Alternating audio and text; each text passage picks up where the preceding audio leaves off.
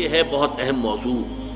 یہاں اس سورہ آیت مبارکہ میں ایک خاص واقعہ جو ہے اس کا پس منظر ہے، اس کو سمجھ لیجئے کہ یہ موضوع یہاں زیر بحث کیسے آ گیا. یہ تیسرا نقطہ ہے.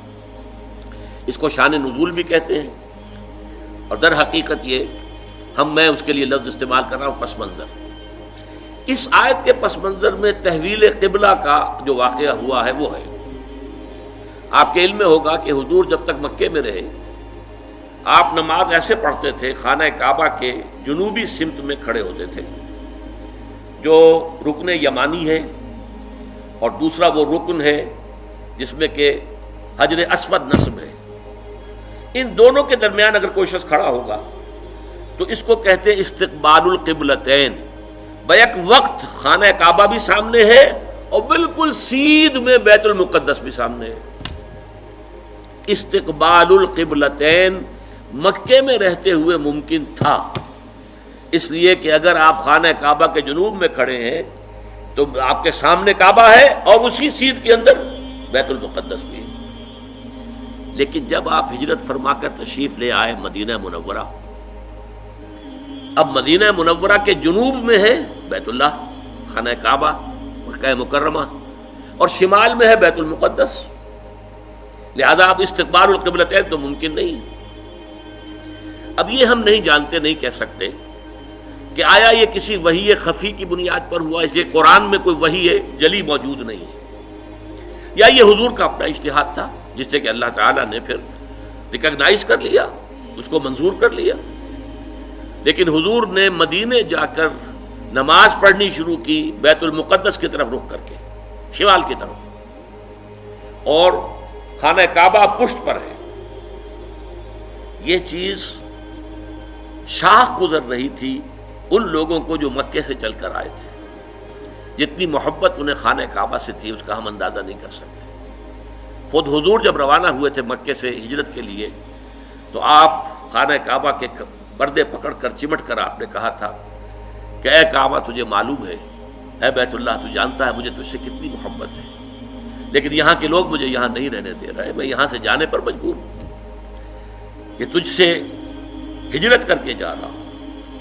اس حوالے سے سب کو پسند ہے. لیکن یہ کہ نماز پڑھ رہے ہیں خانہ کعبہ کی بجائے بیت المقدس کی طرف رخ کر کے. اس کے بعد 16-17 مہینے کے بعد قرآن مجید میں حکم آ گیا، قد نرى تقلب وجهك في السماء فلنولينك قبلة ترضاها فول وجهك شطر المسجد الحرام. اے نبی ہم آپ کے چہرے کا بار بار آسمان کی طرف اٹھنا دیکھتے رہے ہیں. حضور انتظار کر رہے تھے کہ کب حکم آئے کہ ہم خانہ کعبہ کی طرف رخ کر لیں. اس سے میرا گمان یہ ہے کہ وحی خفی کی بنیاد پر حضور کا فیصلہ تھا. قرآن مجید میں جو وحی آ گئی ہے شامل ہے، اسے وحی جلی کہتے ہیں، اور حضور پر اور بھی وحی ہوتی تھی وحی خفی جو قرآن مجید میں شامل نہیں ہے.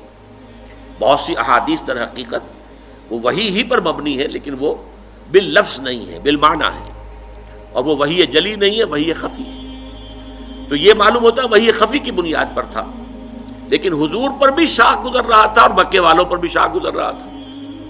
اور حضور بار بار آسمان کی طرف نگاہ اٹھاتے تھے کب جبرائیل آئیں اور کب یہ حکم ہو کہ ہم اپنا رخ بدل دیں اور بجائے شمال کی طرف رخ کر کے نماز پڑھنے کے جنوب کی طرف رخ کر کے نماز پڑھیں.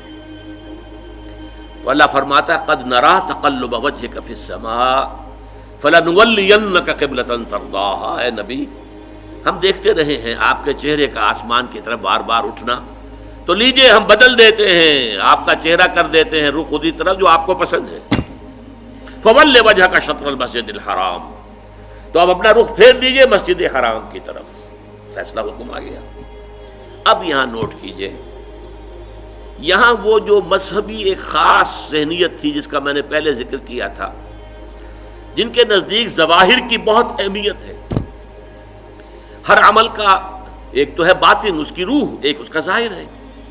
لیکن عام طور پر جو کٹر قسم کے اور جو زیادہ سمجھدار لوگ نہیں ہوتے، ان کے اندر زیادہ اہمیت جو ہے وہ ظواہر کی ہو جاتی ہے، باطن کی طرف توجہ نہیں ہوتی، روح کی طرف جو ہے توجہ نہیں ہوتی.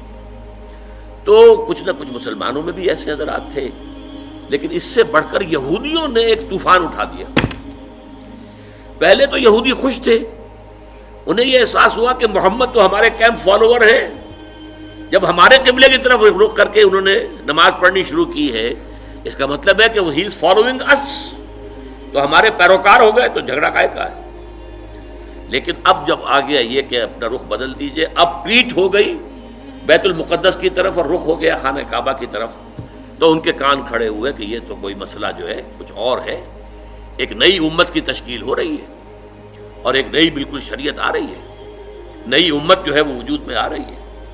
انہوں نے اس کو ایک مسئلہ بنا لیا، پروپیگنڈے کا طوفان کھڑا کر دیا. یہ کیسے نبی ہیں جن کا قبلہ ہی معین نہیں ہے؟ 16 مہینے ادھر رخ کر کے نماز پڑھی. اگر ادھر کا قبلہ تھا تو وہ غلط تھا، تو 16 مہینے کی نمازیں زیرو ہو گئی. اور اگر وہی صحیح قبلہ تھا تو اب جو نمازیں پڑھ رہے ہیں وہ زیرو ہو گئی. قبلہ تو اپنی جگہ سے نہیں ہل سکتا، قبلہ تو ایک ہی ہوتا ہے. ان کا قبلہ ہی معین نہیں ہے. 16 مہینے ادھر رخ کر کے نماز پڑھی، اب ادھر رخ کر لیا.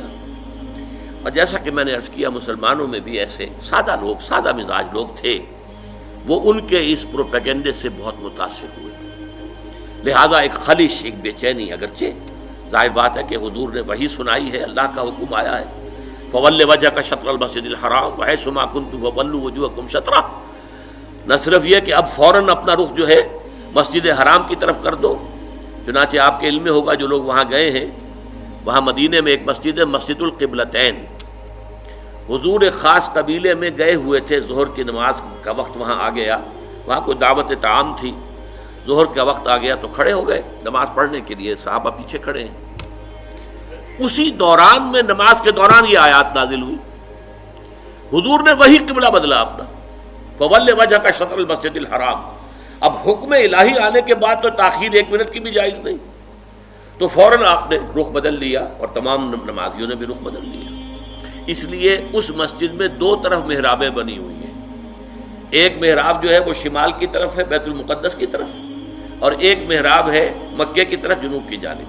اس لیے اس کو کہتے ہیں مسجد القبلتین، 2 قبلوں والی مسجد.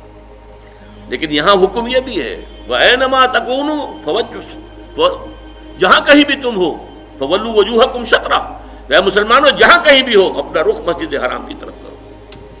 اب ظاہر بات ہے کہ اس پر جب عمل ہو گیا تو صحابہ نے عمل تو کیا، دل میں کچھ دغدغہ رہا، کچھ پریشانی رہی. خاص طور پر یہ بات کہ اگر اصل قبلہ یہ تھا اور یہ ہے جو آج ہو گیا ہے، تو پھر ہماری نمازوں کا کیا بنے گا؟ ہماری نمازیں 16 مہینے کی ضائع ہو گئی، غلط قبلے کی طرف پڑھی گئی. اسی لیے اسی مقام پر کہا گیا ہے وَمَا كَانَ اللَّهُ لِيُضِيعَ إِيمَانَكُمْ، نہیں اس وسوسے کو قریب نہ آنے دو. نماز تو عین ایمان ہے، نماز ضائع ہو گئی تو ایمان ضائع ہو گیا؟ نہیں، اس وقت حکم وہ تھا، اس پر عمل کرنا تقاضا تھا دین کا. اب حکم یہ ہے، اب اس پر عمل کرنا تقاضا ہے دین کا. نہ وہ غلط تھا نہ یہ غلط ہے. تم کسی سمت سے نہ بندھ جاؤ، تم ظاہر کے ساتھ زیادہ جو ہے اپنے آپ کو وابستہ نہ کر لو. نماز کی اصل روح، دین کی اصل روح تو کیا ہے؟ اللہ پر ایمان، اللہ کا یقین، رسول کی اطاعت، رسول کا فرمان. پہلے وہ تھا تو اللہ تعالیٰ نے مکے والوں کا امتحان لے لیا تھا کہ آیا وہ اپنی آبائی، اس لیے کہ مکہ جو ہے اور بیت اللہ جو ہے وہ تو ان کا سمجھیے کہ قومی شعار کے درجے کے اندر رکھنے والی چیز تھی، قومی شعائر میں سے. اب اس کی طرف پشت کرنا سب پر بھاری گزرا. لیکن یہ کہ وہ رسول کے ساتھیوں کے پورے بدھے ہوئے تھے، تو جو حکم رسول کا وہ انہوں نے قبول کیا. اور اب ان لوگوں کے لیے امتحان آ گیا جو مدینے میں رہتے تھے اور یہود کے زیر اثر تھے، اور اس کی وجہ سے بیت المقدس کا مقام ان کی نگاہوں میں بہت اونچا تھا. اب اس کی طرف پیٹھ کرنی پڑ رہی ہے، تو ان کے ایمان کا جو ہے وہ اللہ تعالیٰ نے امتحان لے لیا، اور تمام صحابہ جو ہیں دونوں امتحانوں میں ثابت قدم اور کامیاب ہوئے. اب لیکن اس خلش کو مٹانے کے لیے، اب دیکھیے عجیب ہے یہ بات، یہ مسئلہ آج ہمیں معلوم ہوتا ہے کہ بڑا ہی چھوٹا سا مسئلہ ہے. جب یہ مسئلہ آیا تھا تو یہ چھوٹا نہیں تھا، بہت بڑا مسئلہ تھا، بہت بڑا مسئلہ تھا. خاص طور پر وہ جو ایک ذہنیت ہے کہ جو دین کے اعمال ہیں ان کی روح کی بجائے ساری نگاہ جو ہے وہ اس کے ظاہر سے وابستہ ہو جاتی ہے، اس کے لیے یہ معاملہ بہت کٹھن تھا. یہی وجہ ہے اس قرآن مجید میں آپ کے علم میں ہوگا پورے 2 رکوع ہیں تحویل قبلہ کے اوپر. حالانکہ آج ہمارے نزدیک کوئی بڑا مسئلہ نہیں تھا، لیکن یہ کہ وہاں اس وقت ڈی فیکٹو جو اس وقت کی سچویشن تھی اس میں اس کی اتنی اہمیت تھی، دلوں پہ جو کیفیت گزر رہی تھی اس کا جو ہے صحیح طور سے اس کا علاج اور اس کا معالجہ اور مداوع ضروری تھا۔ دو رکوع جو ہے، رکوع 17واں اور 18واں، دوسرے پارہ سیقول کے پہلے دو رکوع خاص اسی پر ہے، جس تکرار کے ساتھ فَوَلُّوا وُجُوهَكُمْ شَطْرَهُ فَوَلُّوا وُجُوهَكُمْ شَطْرَهُ، اس سے دو رکوع پہلے ایک بات کہی گئی، یہ آپ کو ملے گا 14ویں رکوع کے اندر، وَلِلَّهِ الْمَشْرِقُ وَالْمَغْرِبُ فَأَيْنَمَا تُوَلُّوا فَثَمَّ وَجْهُ اللَّهِ۔ دیکھو لوگوں، مشرق اور مغرب سب اللہ کے ہیں، تم جدھر بھی رخ کرتے ہو وہ اللہ کا رخ ہے۔ اللہ کسی رخ میں محدود نہیں ہے۔ کیا مغرب صرف اللہ کا رخ ہے، مشرق نہیں ہے؟ آج آپ کو معلوم ہے کہ ہم پڑھتے ہیں مغرب کی طرف، اور امریکہ والے یا افریقہ والے وہ مشرق کی طرف نماز رخ کرتے پڑھتے ہیں۔ تو مشرق و مغرب سے کوئی فرق واقع نہیں ہوتا۔ اور دوسرے یہ کہ کوئی قبلے کی سمت معین کر دینا، اس کا مطلب یہ نہیں اللہ اس سمت میں محدود ہے، بلکہ یہ تو تمہاری ہم آہنگی کے لیے، یکسانی کے لیے، یک رنگی کے لیے۔ ایسا نہ ہو کہ اب آپ کھڑے تو کسی کا رخ ادھر ہے، کسی کا رخ ادھر ہے، کسی کا ادھر ہے، کسی کا ادھر ہے، یہ نہیں، سب ایک رخ میں کھڑے ہوئے ہوں، صفیں بندھی ہوئی ہوں، دیکھنے والا جو ہے کوئی شخص اگر آ جائے اچانک وہ بھی اس سے متاثر ہوتا ہے۔ ایک فرانسیسی سیاح صرف اس منظر کو دیکھ کر ایمان لے آیا تھا۔ وہ آیا تھا مصر سیاحت کے لیے، اور وہ جو بہت بڑا وہاں کا دارالعلوم ہے جامع الازہر، اس کی جو جامع مسجد ہے، اس کے وہ مینار پر چڑھ گیا، عصر کا وقت تھا، مینار کے اوپر سے اس نے منظر دیکھا، صحن میں عصر کی جماعت ہو رہی تھی۔ اب ایک امام کے پیچھے کھڑے ہیں، سیدھی سیدھی صفیں بندھی ہوئی ہیں، ایک امام کا کوشن ہے اور وہ جھک رہے ہیں، اور اسی طرح سے کوشن آئی ہے وہ کھڑے ہو گئے ہیں۔ یہ منظر ایسا اس کے دل کے اوپر اس نے اثر کیا، وہ ایمان لے آیا کہ جس مذہب کی عبادت اتنی منظم، اس کے اندر یہ رنگ ہے، گویا کہ ملٹری پریڈ ہو رہی ہے، اس طرح کا انداز عبادت کا، ایک تو کلیکٹیو، انفرادی نہیں، اجتماعیت کی اہمیت، اور پھر اس کے اندر وہ رنگ اور یکسانی، ہم رنگی دیکھ کر۔ تو اس طریقے سے تمہارے اندر یک رنگی پیدا کرنے کے لیے ایک رخ معین کر دیا۔ اس کا یہ مطلب نہیں اللہ اسی رخ میں ہے، للہ المشرق والمغرب، مشرق و مغرب سب اللہ کے لیے ہے۔ فَأَيْنَمَا تُوَلُّوا فَثَمَّ وَجْهُ اللَّهِ، جدھر بھی تم رخ کرو اللہ کا رخ ہے، شمال بھی اللہ کا، جنوب بھی اللہ کا، مشرق بھی اللہ کا، مغرب بھی اللہ کا۔ اللہ تعالیٰ کسی رخ میں جو ہے محدود نہیں ہے۔ اس کو خوب کہا ہے غالب نے، ہے پرے سرحد ادراک سے اپنا مسجود۔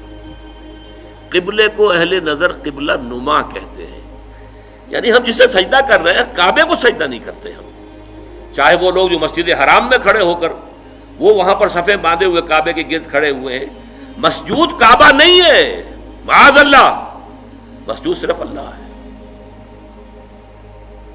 اس لیے ہے پرے سرحد ادراک سے اپنا مسجود۔ مسجود ہمارا جو ہے وہ تو ادراک، ہمارے عقل اور فہم اور ہمارے تخیل اور تصور سے وراء الورا ثم وراء الورا ثم وراء الورا، ہے پرے سرحد ادراک سے اپنا مسجود۔ قبلے کو اہل نظر قبلہ نما کہتے ہیں۔ یہ قبلہ نما ہے، اصل میں یہ ایک ڈائریکشن ہے جو معین کر دی گئی ہے، بس یہ ہے اس سے زیادہ اس کی اہمیت نہ سمجھو۔